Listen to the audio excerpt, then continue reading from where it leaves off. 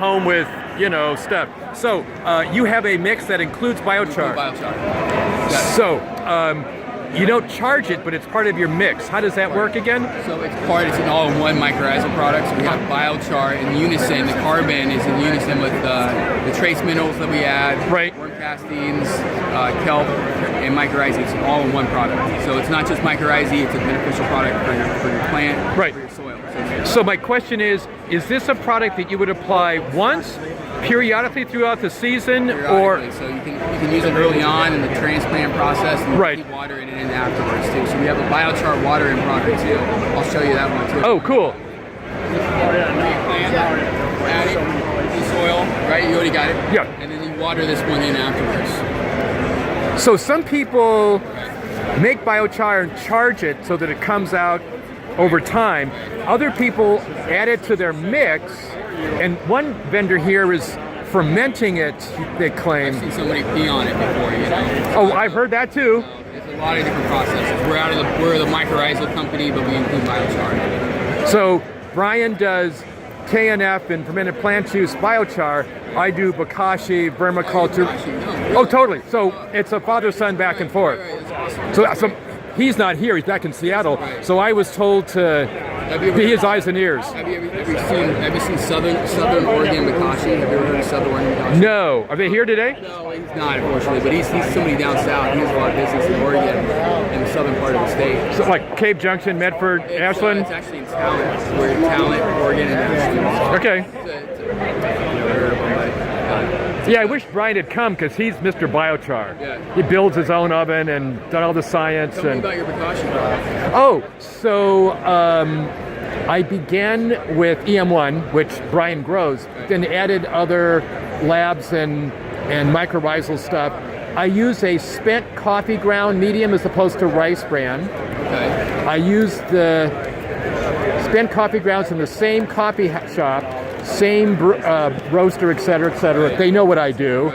They smoke my hash. And then it's a three-step thing. There's I inoculate the coffee. I have a family mushroom farm that gives me spent oyster mushroom straw. Oh, wow. When the bokashi starter cools down, I mix it half and half with spent oyster mushroom straw. Right. When that cools down, I toss in red wigglers. Right. But there's this whole sequence, and I wish I could find it. I've got photos of a tier 3 cannabis farm, old school, and my soil. Oh, I want the one on the right. Yeah, that's the living soil. A lot of life in the soil. Oh, God, yes. Oh, yeah. And I grow yards of it. Okay.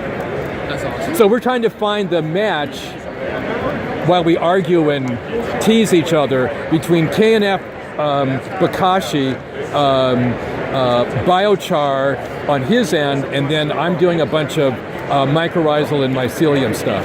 And the upstart for me is, because it's a mushroom farm, What kind of mushrooms? oyster mushrooms among others, yeah. so I get to eat them. They're not toadstools, so I get the secondary crop. Right. But they coffee bags, I fill my pickup truck up.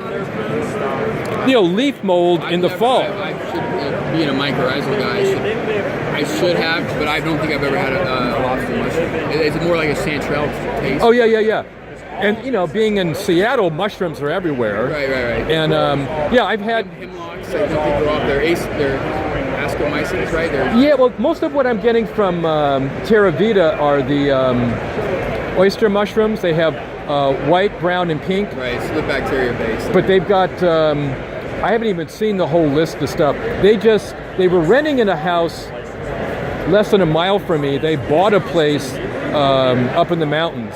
So I reconnected with Bree, the wife, last Saturday, a week from today.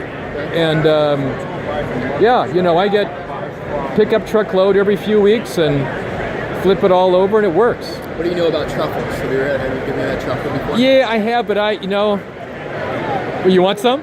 No, I grow, or I inoculate truffle trees. Oh, yeah. The French black. Oh, yeah. We got about 15,000 inoculated trees down south. It's about south where? In Oregon? Grants Pass. Oh, yeah, Grants Pass. So we would take the tuber monosperm, which is the French black truffle, which goes for So Brian and I, we went to a soil event at a biohacker space I belong to last Sunday, and one of the women there is doing a mycoremediation with oyster mushrooms, but she was going out and buying it. It's like, no, sister, I can give you 3 kinds and in all the volume you want. Just promise me you'll do science. So I told her after this week that I would hook her up with coffee bags of white, brown, and pink oyster mushrooms. She's having trouble finding a lab to do the before and after. It's all about oil spills and petroleum, to do the measurement of the oil in the soil before and after. But she claims she can clean stuff out in like 4 weeks. So Brian and I were like, okay, we want to see this, and we'll give you all the oyster mushrooms and other. But she knew about Paul Stamens down in Olympia. And there are some research papers about mycoremediation and petroleum. So we're trying to help her do that. Yeah, if anybody is on the forefront of that, Paul Stamens is. Oh, totally. He's going to win a Nobel Peace Prize. I hope so. 2 or 3. Yeah, hopefully, right. Yeah. He is the guy. Yeah, he's good. He's good. Yes, so some of his stuff I added a bunch of things when I began the coffee inoculant. Yeah. And just like sourdough, by the 3rd time I would take some and edit. By the 3rd time it just jumps. Right. So it's steady, it works. Is it true bokashi? No, not really. But everyone's got their tweak. Package it and stuff like that. You have. I have farms I work with, but now I'm growing hemp. So now it's all in-house. Right. I've thought about. You don't use mycorrhizae on hemp? Huh? You don't use mycorrhizae on your hemp? Oh, totally. Well, it's in the compost I No, built. it's not. Huh? It's not. Oh yeah, it is. I bet you put my life savings that it's not Indo mycorrhizae, it's not the mycorrhizae that it's very far-fetched. You may have some naturally in the soil, but as far as having enough to actually make a difference and colonize mycorrhizae, it's far-fetched. I think so. You're going to see mycelium. That's either. But why wouldn't I have mycorrhizae? It's so. First of all, if you're heating things up as well, Uh-huh. if you're heating things up to 140 degrees, that kind of stuff, it does get really hot to a touch at some point. It's probably going to burn out that mycorrhizal part, the endomycorrhizae. You might natively in soils, you'll find a little bit of mycorrhizae, but you might get a couple spores per yard type of thing, with not enough to inoculate. Like we have even in this product, you're talking about 30 spores per unit of, maybe a quarter of a gram, where you have enough in there where it's going to make a difference. Where you're looking at a yard of soil that might have 30 grams of mycorrhizal spores in there available. And is it available for the plant? Probably not if you're doing a large scale stuff. So maybe if you have a bit of packaging and so endomycorrhizae, there's not it's harder we produce endomycorrhizae. It's not.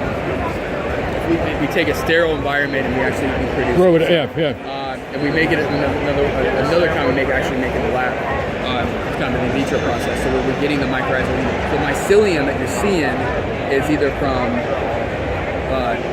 dead matter, or it's this ectomycorrhizae, which is truffles, and it could be scleroderma, PT, and ectofungi. And that's part of the mycelium. So you're going to find a lot more of that because you have fruiting bodies, and the spores are actually produced. So you have billions of spores available. Oh, totally. Ectomycorrhizae doesn't form with hemp. It doesn't form with 90% of the world's plants out there.